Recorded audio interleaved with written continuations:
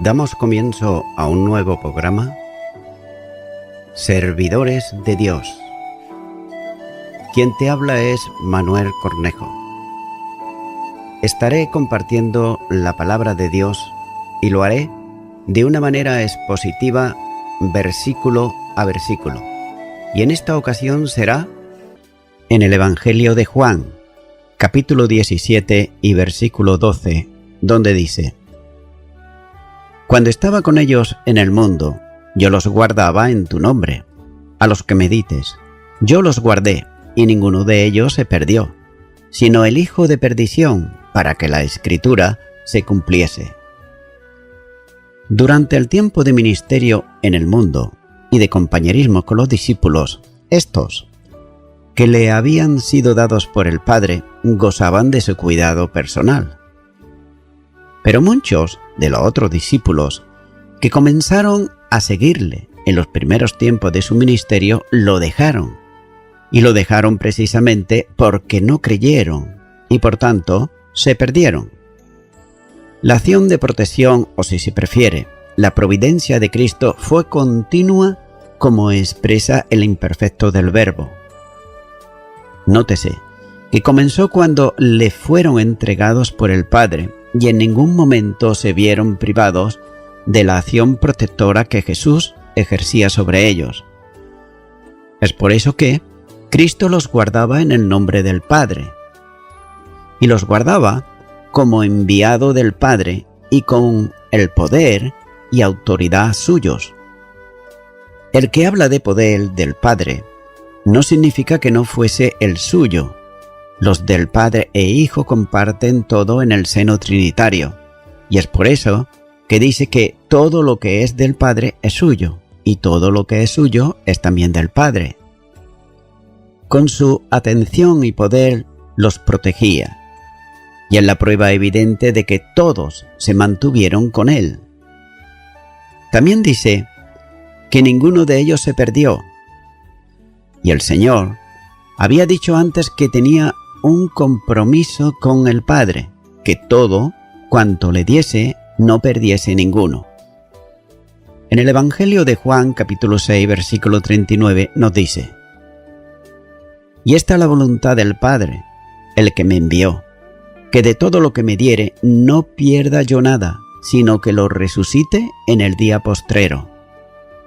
Por esta comisión divina, la protección de Jesús sobre los discípulos fue una protección eficaz, ya que ninguno de ellos se perdió.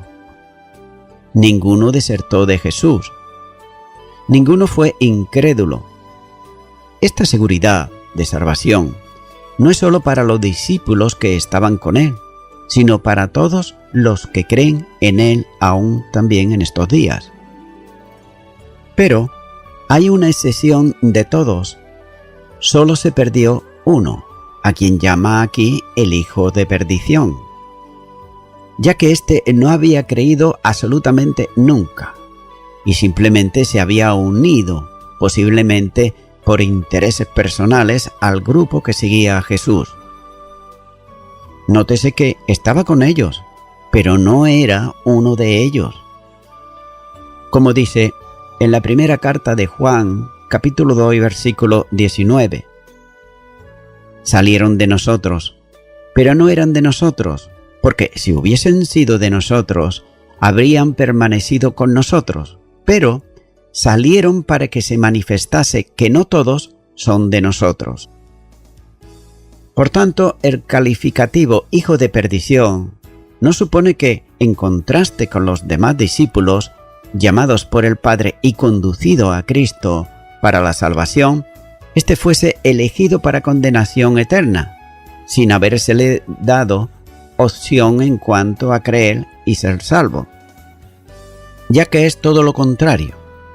Es hijo de perdición por voluntad propia y conscientemente escogió él el camino de perdición. En esa reverdía personal, se identificó de tal modo con la perdición propia de los rebeldes contra Dios que se le podía y debía llamar hijo de perdición. Nótese que este calificativo expresa también el final de la vida de Judas, quien fue a la perdición perpetua como él mismo había escogido. Judas era seguidor de su padre espiritual, es decir, el diablo, y va a la perdición como corresponde a quienes siguen a Satanás.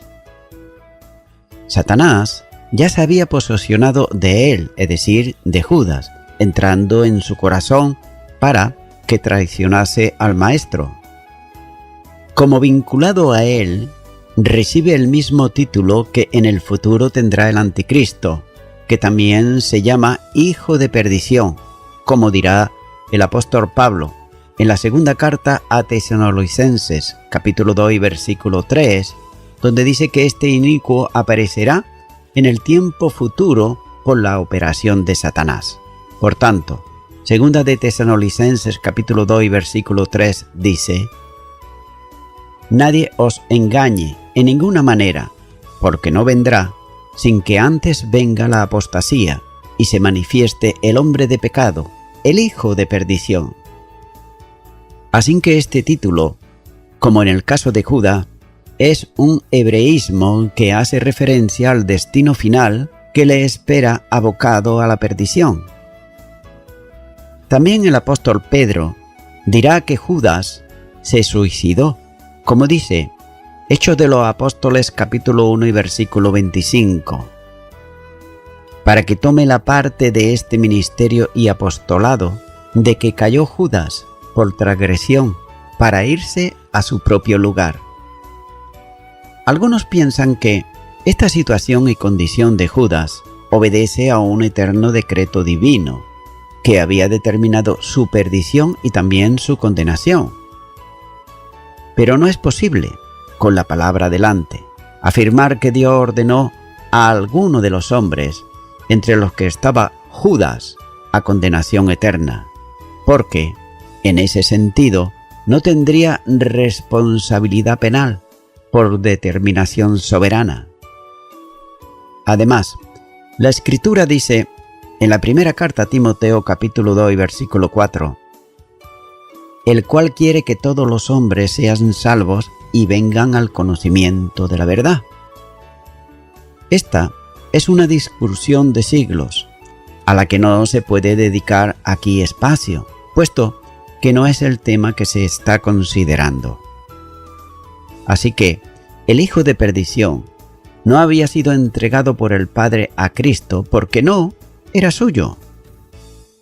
Y por esa razón no fue protegido o guardado por Jesús, porque no era una oveja de su rebaño. El Señor dice al Padre que aquello estaba ya anunciado en la profecía. En la perdición de Judas se cumplía plenamente la Escritura. Pero nuevamente aquí debe de evitarse la determinación sobre su condición, ya que simplemente Dios se había anticipado al acontecimiento y había anunciado que el que entregaría a su hijo en un acto reprobable de traición sería precisamente Judas. Por tanto, el hijo de perdición era una persona responsable que hizo uso de su libertad para su propósito perverso. Pero Dios usó la traición de Judas para ejecutar su propósito en relación con la entrega de su hijo. La voluntad de Dios fue hecha no por determinación contra Judas, sino por conducción de todas las cosas a su designio eterno. Continúo ahora con el versículo 13, donde dice: Pero ahora voy a ti, y hablo esto en el mundo, para que tenga mi gozo cumplido en sí mismo.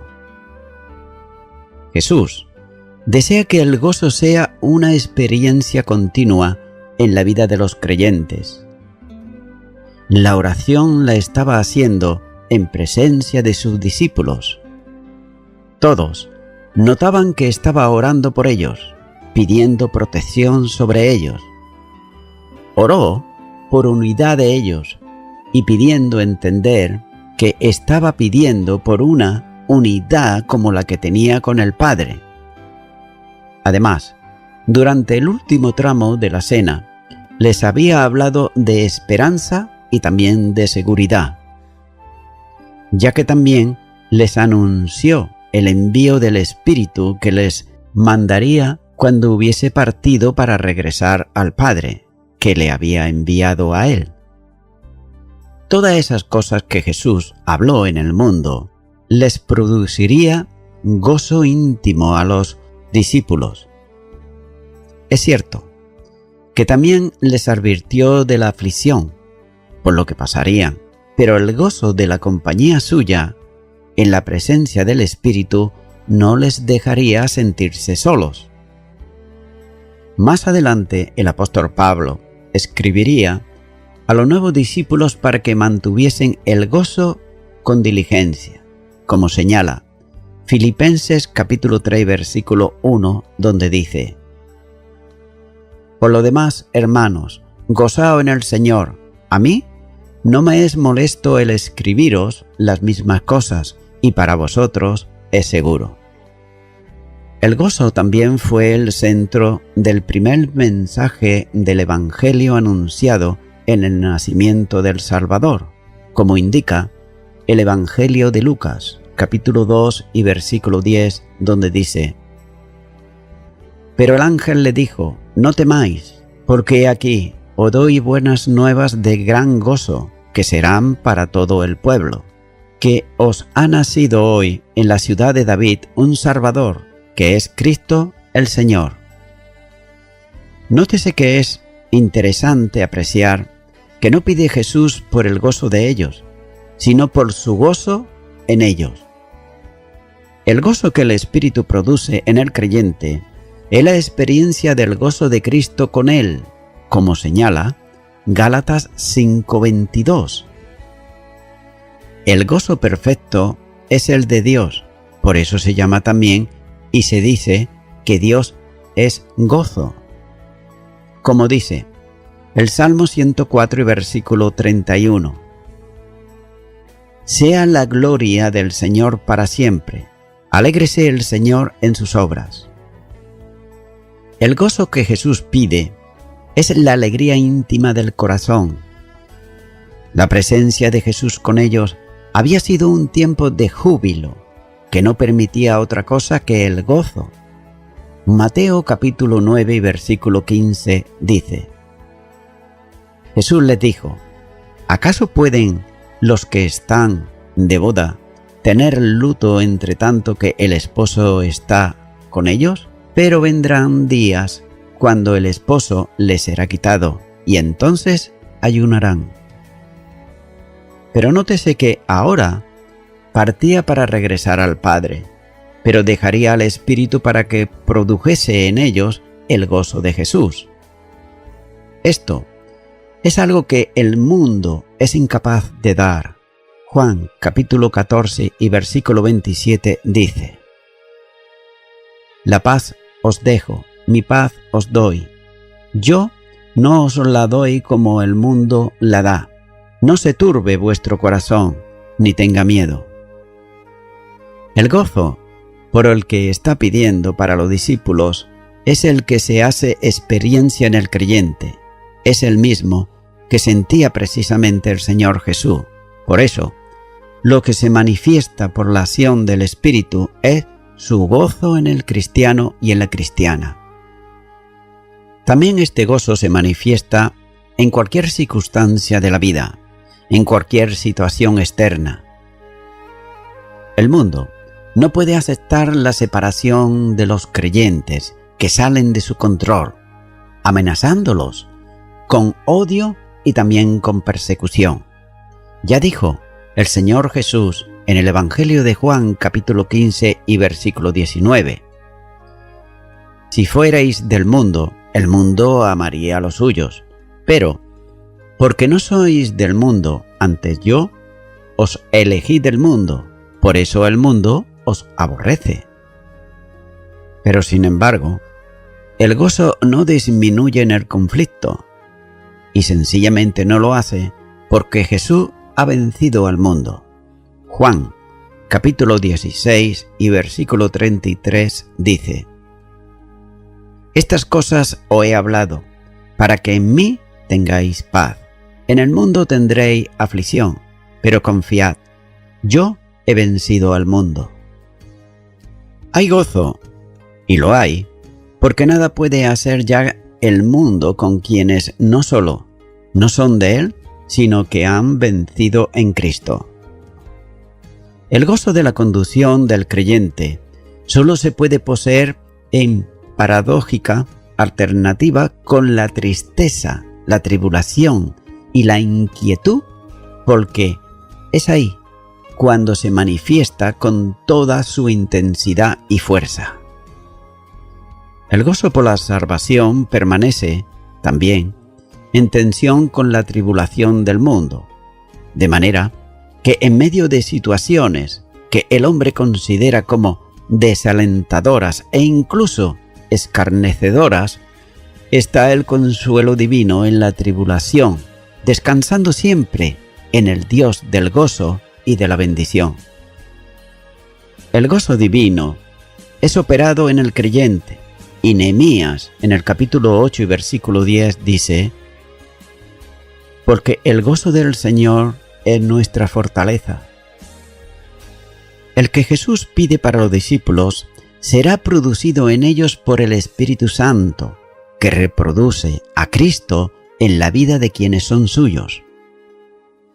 Y esa es la razón por la que en el Nuevo Testamento se manda a los creyentes, como dice Primera de Tesalonicenses capítulo 5 y versículo 6, que estén siempre gozosos.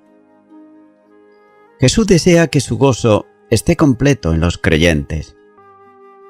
No se trata de un gozo pequeño, sino desbordante que satura el corazón de todo cristiano y de toda cristiana que ama profundamente al Señor. Continúo ahora con el versículo 14, donde dice: Yo les he dado tu palabra, y el mundo los aborreció, porque no son del mundo, como tampoco yo soy del mundo. La palabra dada, y además aceptada, produce un cambio en quien la recibe. Antes era del mundo, y por la aceptación del mensaje y la fe en el llamamiento celestial, deja de pertenecer al sistema llamado mundo, para salir de él, y cesa por completo el control que ejercía como mundano. Por tanto, lo que Cristo había hecho fue darle a los discípulos la palabra suya, dice a su Padre. El perfecto del verbo dar, le es dado, implica una obra totalmente realizada. La palabra de Dios estaba ahora en los que eran suyos. En identificación con Cristo, son una cosa en Él. La consecuencia no puede ser otra que el odio del mundo contra los cristianos y cristianas, como ha sido también en contra de su Señor Jesús. Nótese que Él, es decir, Jesús, le había advertido de esa situación que se incrementaría en el futuro, como señala Juan capítulo 15 versículo 18, donde dice: Si el mundo aborrece, sabed que a mí me ha aborrecido antes que a vosotros. Nótese que los odia porque no son del mundo, es decir, del sistema del mundo. Conocer la verdad que Jesús le había dado en la palabra procede del Padre es tener vida eterna. Juan capítulo 17 versículo 3 dice: Y esta es la vida eterna, que te conozcan a ti, el único Dios verdadero, y a Jesucristo, a quien has enviado. Nótese que esa vida es incompatible con la muerte que reina en el mundo. Por tanto, El sistema se levanta contra quienes no pueden morir y tratar de quitarlos de su entorno, para que la luz de ellos no siga iluminando en sus tinieblas. Los discípulos comparten con Cristo esa no pertenencia al mundo. Él lo había elegido para sacarlos del mundo. Juan capítulo 15 versículo 19 dice: Si fuerais del mundo, el mundo amaría lo suyo, pero porque no soy del mundo, antes yo os elegí del mundo, por eso el mundo os aborrece. Téngase en cuenta que son nacidos del mundo y tienen vida eterna, por tanto, son incompatibles con el mundo, como también lo era Jesús. Es sencillo entender que Jesús no es del mundo porque es Dios, enviado del Padre, el unigénito, el Verbo encarnado. Y Él estaba en el mundo, pero sin embargo no era de Él. Así también, aquellos que han nacido, es decir, aquellos que hemos nacido de nuevo, ya no somos terrenales, sino que somos celestiales.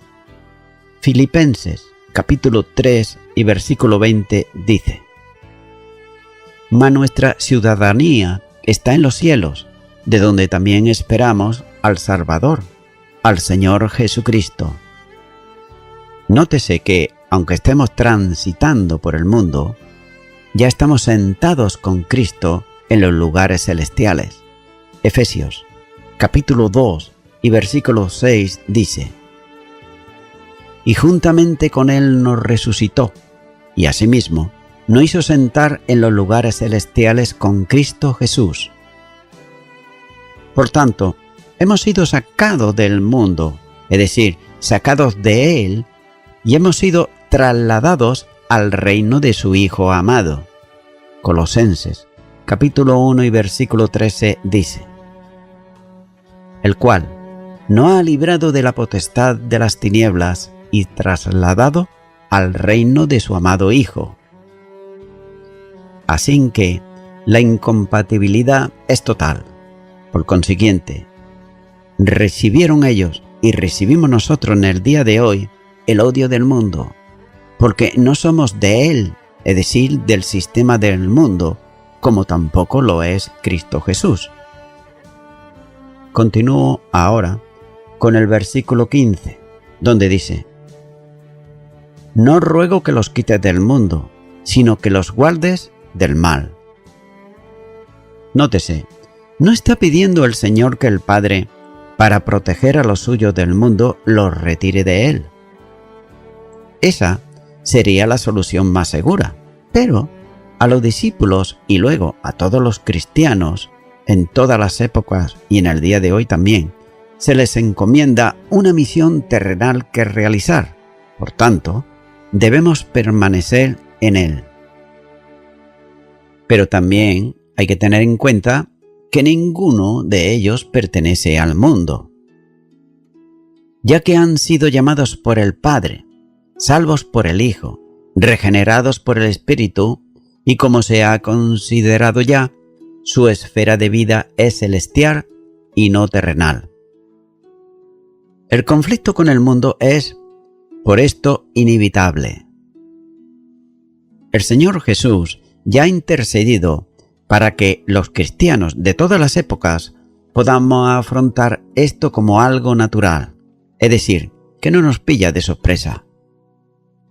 Y la petición se centra en el maligno, como literalmente selectivo que aparece en el texto. No es tanto la protección contra el mal, en el sentido de malas acciones, en general pecados, sino en el que tienta y conduce al hombre por caminos errados, a una ética contraria a la nueva vida en Cristo Jesús. El maligno es Satanás, cuya acción entre los hombres está también marcada en el Evangelio. Como príncipe de este mundo, dirige el sistema en oposición completamente a Dios. Juan, capítulo 12 y versículo 31 dice: Ahora, es el juicio de este mundo. Ahora, el príncipe de este mundo será echado fuera. Es el que llevaría a Judas al tremendo pecado de traicionar a Jesús. Juan, capítulo 13 y versículo 27 dice: Y después del bocado Satanás entró en él. Entonces Jesús le dijo: Lo que vas a hacer, hazlo más pronto. Y también Satanás es el que no tiene nada con Jesús. Juan, capítulo 14 y versículo 30 dice: No hablaré ya mucho tiempo con vosotros, porque viene el príncipe de este mundo, y él nada tiene en mí. Además, Satanás era el que iba a ser juzgado en la cruz. Juan, capítulo 16, versículo 11 dice: Y de juicio por cuanto el príncipe de este mundo ha sido ya juzgado. Jesús le había enseñado a sus discípulos y también a nosotros a orar pidiendo a Dios que los librara del maligno. Mateo, capítulo 6 y versículo 13 dice: Y no nos metas en tentación, mas líbranos del mal, porque tuyo es el reino y el poder y la gloria por todos los siglos. Amén. El Señor sabía muy bien, por su experiencia humana, que Satanás es el tentador. Por eso pide al Padre protección para los discípulos en el área de la obra del maligno, que busca en la tentación hacer caer a la persona salva. Y pide Jesús que sean preservados de la caída, que si la tentación es grande y la fe débil, que sean librados del maligno que la promueve. En otras palabras, que sean guardados por el poder de Dios en la fidelidad a Él, sin que caiga en el pecado como consecuencia de la acción del tentador. Todos ellos estarían bajo la acción opositora de Satanás y también de sus huestes, ya que la lucha es continua, es decir, 24 horas al día.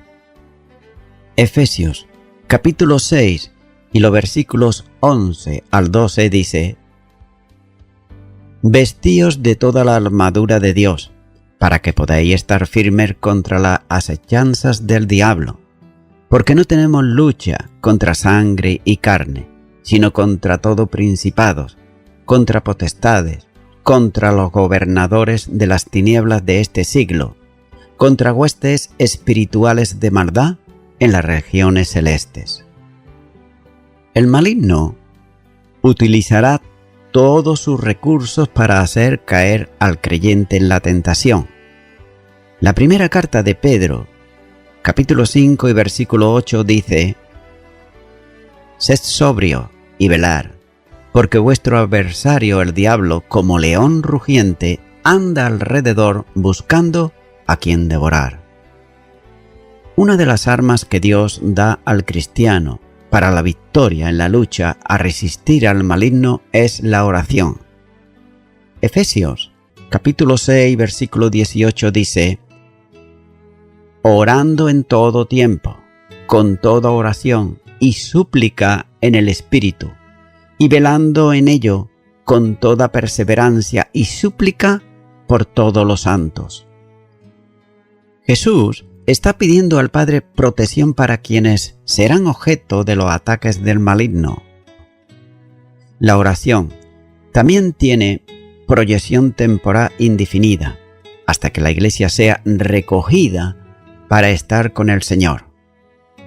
Y también, aunque el maligno ha sido derrotado en la cruz, por eso quedó privado del poder para hacer daño a los cristianos. Por eso necesitamos en todo momento, las 24 horas del día, la ayuda divina. Continúo ahora con el versículo 16, donde dice: No son del mundo, como tampoco yo soy del mundo.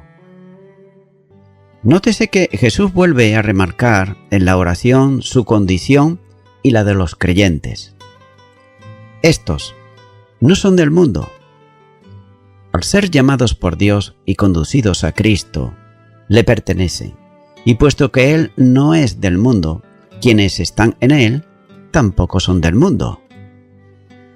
Por tanto, no podemos permanecer en el mundo y en Cristo. O somos de Cristo o somos del mundo. Así que no podemos pertenecer a cualquier otra esfera de vida que es ajena totalmente a Cristo. Todo el énfasis que aparece en el texto se establece para contraponer dos estilos de vida, la del mundo y la de Cristo. Los cristianos debemos vivir una vida de completa separación del sistema del mundo, ya que el estilo de vida mundano está expresado en la obra de la carne, como enseña la epístola a los Gálatas, capítulo 5 y los versículos 19 al 21, donde nos dice: «Y manifiestas son las obras de la carne, que son adulterio, fornicación, inmundicia, lascivia, idolatría, hechicería, enemistades, pleitos, celos, iras, contiendas, disensiones, herejías, envidias, homicidios, borracheras, orgías y cosas semejantes a estas, acerca de las cuales os amonesto, como ya os lo he dicho antes, que los que practican tales cosas no heredarán el reino de Dios». Así que la cuarta condición que Jesús establece delante del Padre para la Iglesia es la de un pueblo que no es del mundo, ni tampoco practica las obras de la carne. Y ello conlleva a una forma de vida completamente distinta, incluso contraria a la del mundo. Así que no se trata de una expresión religiosa en cualquier forma que adopte, sino la manifestación visible de la vida que se recibe por fe en Cristo Jesús y por la regeneración del Espíritu. No se trata de negar la pertenencia, sino la de vivir en una forma que nada tiene que ver con el sistema del mundo. El desenfreno de disolución propio del mundo ha dado paso a la vida de Cristo, manifestada en el creyente por el poder del Espíritu Santo de Dios. Así que la mundanidad es contraria a la misma razón de ser de la Iglesia de Cristo. Y voy concluyendo ya con esto. Estimado y estimada oyente, en estos versículos que acabo de compartir, notamos aquí que el Señor Jesús está orando por aquellos que son suyos, es decir, por aquellos que le siguen. Y aquí se nos invita a reflexionar sobre lo que Jesús hizo a favor de todos aquellos que le siguen y no le niegan. Y nótese lo que la misma palabra de Dios nos enseña sobre aquellos que le niegan y los que no le niegan. El Evangelio de Lucas, capítulo 12 y los versículos 8 al 9 nos dice: «Os digo que todo aquel que me confesare delante de los hombres, también el Hijo del Hombre le confesará delante de los ángeles de Dios. Mas el que me negare delante de los hombres será negado delante de los ángeles de Dios». Amigo y amiga oyente, son muchas las personas que niegan delante de los hombres a Jesucristo, hasta incluso hacen burla de Él delante de los hombres. Pero también es cierto que muchos también lo confiesan delante de los hombres, aunque esto les pueda llevar a perder el trabajo, a perder su libertad y ser llevado a la cárcel e incluso a perder su vida.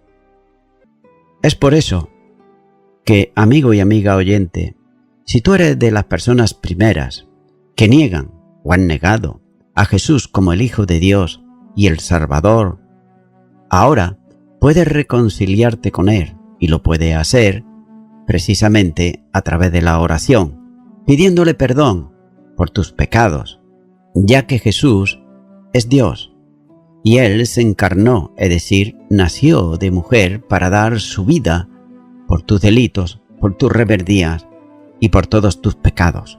Si tú lo crees esto en tu corazón, pues yo te animo ahora que ores conmigo una oración de fe si nunca antes lo has hecho y repitas y digas: Señor Jesús, ciertamente, tú sabes muy bien, porque eres Dios, que te he negado muchas veces. Pero ahora, en este momento, yo te pido perdón y me arrepiento de todos mis pecados y te recibo como mi único y suficiente Salvador. En el nombre de Jesús. Amén.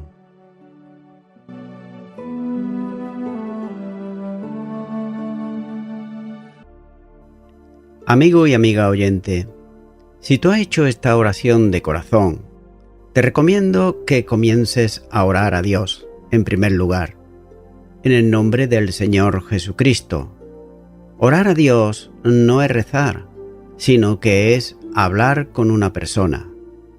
También te recomiendo que leas la palabra de Dios y lo hagas a diario. Comienza, por ejemplo, con el Nuevo Testamento. Y también, por último, te recomiendo que para que puedas crecer espiritualmente, te congregues en una iglesia cristiano-evangélica, donde se predique, se enseñe y se practique la sana doctrina y la palabra de Dios. Congrégate ahí y con el tiempo podrás crecer espiritualmente y también servir al Señor Jesucristo. Que Dios te bendiga.